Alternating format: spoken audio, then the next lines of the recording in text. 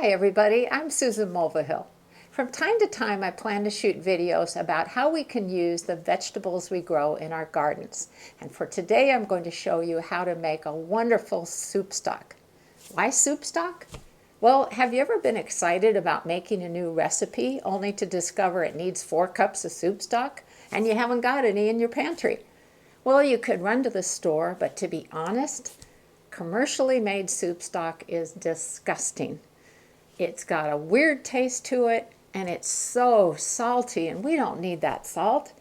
So what I'm going to do is show you how to make a flavorful soup stock that is not salty, but instead you taste the vegetables. This recipe is going to give you 4 quarts of delicious homemade soup stock.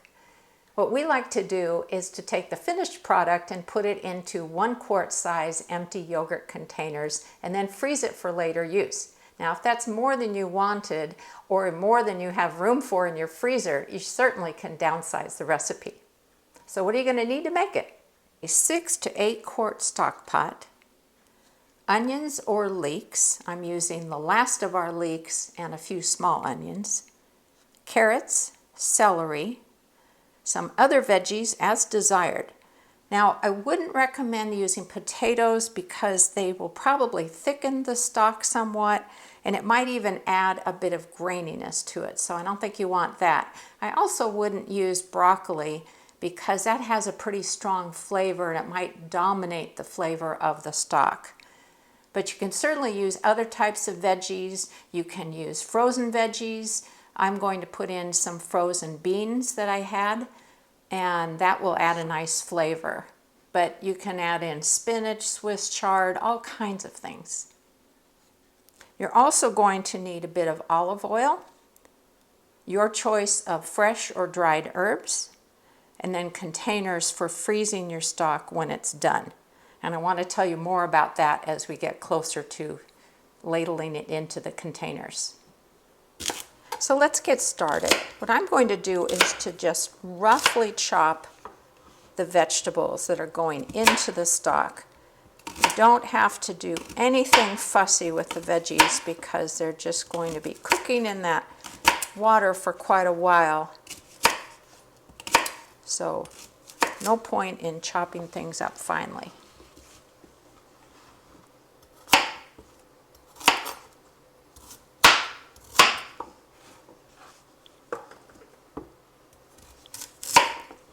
These are some weird carrots that I grew this year that did not care for our super hot summer. And so they grew a little bit differently, but they're still tasty and they'll add a nice flavor to the stock.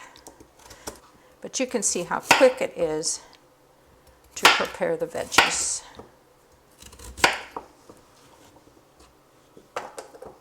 These are some of the celery that were still out in the garden. They've been frosted a bit, but they look pretty good. So I'm going to put in a few leaves, but mainly stalks.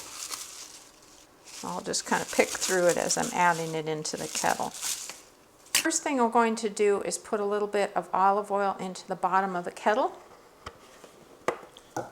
Turn on the burner to about medium-high. And add in the onions and or leeks.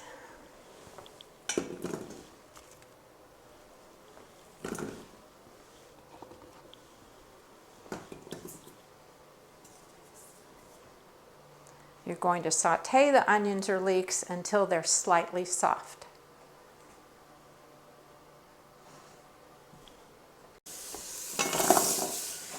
Add in the rest of your veggies.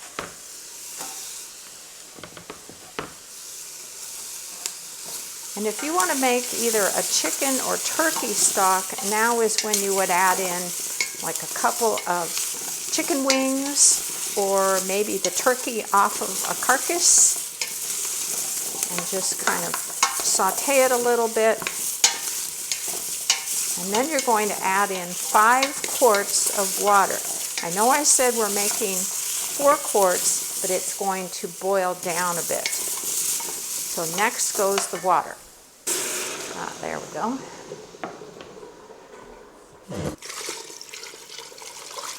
I don't want to forget to add in my green beans. There we go.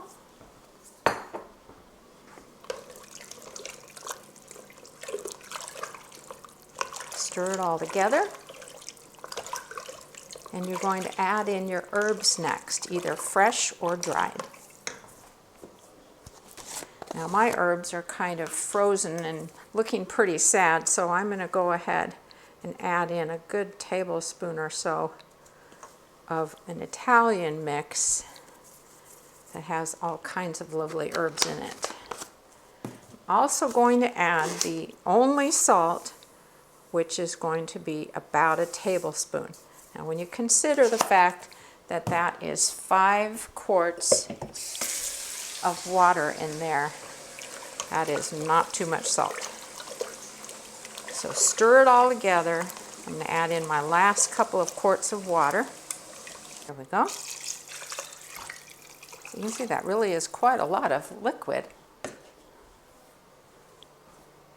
At this point, you're going to bring it to a boil and then reduce it to a simmer. And you're going to cook it for 2 to 3 hours, stirring occasionally, like maybe about every 20 minutes. Now I know that's a long time, but you really want the veggies to impart their flavors into the stock. And besides, you can just set a timer, do other things, and then stir it every so often. Well, we've got a good rolling boil here, so that means it's time for me to turn the burner down to simmer. I've set 2 timers, one for 3 hours, and the other is going to be set for 20 minutes at a time to remind myself to stir it. Now, while the stock is cooking, I wanted to share a little additional information about the types of containers you might freeze your stock in. As I mentioned earlier, we use 1 quart yogurt containers. It's a perfect size, especially since we enjoy making risotto, and that always calls for 4 cups of stock. They've got a nice snap-on lid, which we can label. It works great. You can also use glass canning jars, but I want to pass along a very important warning to you. You need to use wide-mouth canning jars that have completely straight sides. If you look at this quart-size canning jar, yes, it is a wide mouth, but notice how the side curves in before it goes up straight through the mouth of the jar.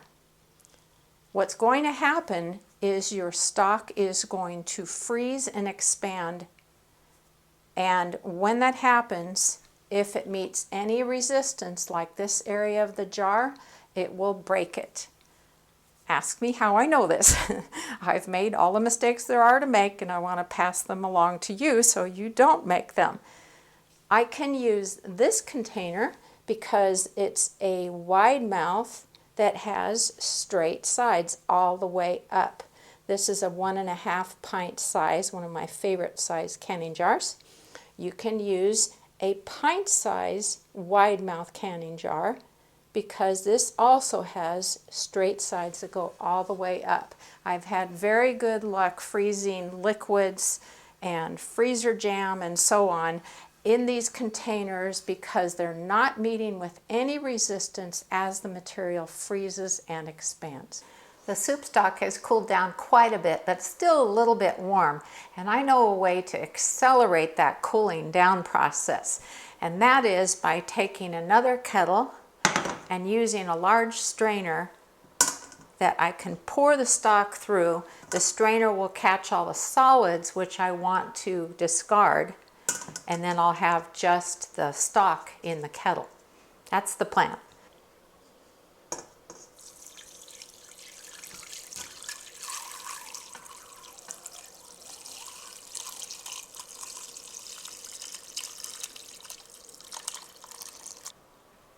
And here is the finished product. As you're ladling your stock into containers, divide it equally between them. Don't be concerned if you don't end up with 4 full quarts, because what you can do now is top them off with a bit of water. Because the flavors in the stock are so concentrated, it will still be just as awesome. And how does it taste?